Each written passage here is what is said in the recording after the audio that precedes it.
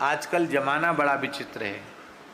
सही बात गलत बात क्या है, किस वक्ता के द्वारा किस प्रसंग में किस आशय को लेकर क्या कहा जा रहा है, इसके आद्योपांत संदर्भ का विचार करते नहीं हैं।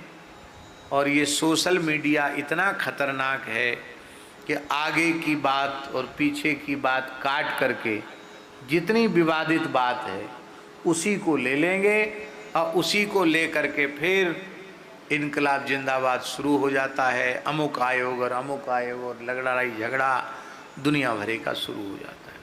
माताएं झगड़ा करने में एक नंबर पर, खूब लड़ी मर्दानी वह तो झांसी वाली रानी।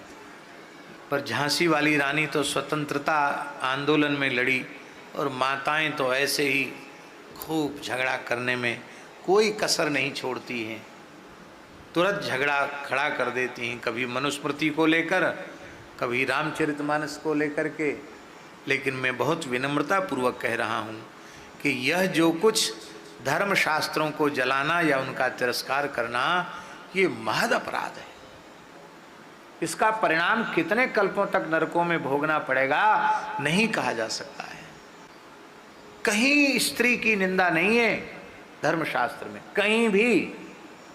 किंतु जो दोष दुर्गुण से युक्त है उसकी निंदा होगी कि नहीं होगी, स्त्री हो या पुरुष हो, ब्राह्मण हो या चांडाल हो। सती साध्वी पतिव्रता माताओं के चरित्रों से इतिहास पुराण भरे पड़े हैं। स्कंद पुराण में एक वाक्य इतना अद्भुत आया व्यास जी का। एक लोग कहते हैं कि स्त्रियों का आदर नहीं, 10 पुत्र समा कन्या 10 कन्या समो तरुहु। 10 पुत्र समा कन्या, 10 पुत्रों के समान एक बेटी है। पर ऐसे वाक्यों का प्रचार ही नहीं होता। अभी हमने ब्रह्महत्या की बात कही थी। एक ब्रह्महत्या का जितना पाप है उसका 10 गुना पाप स्त्री हत्या का है।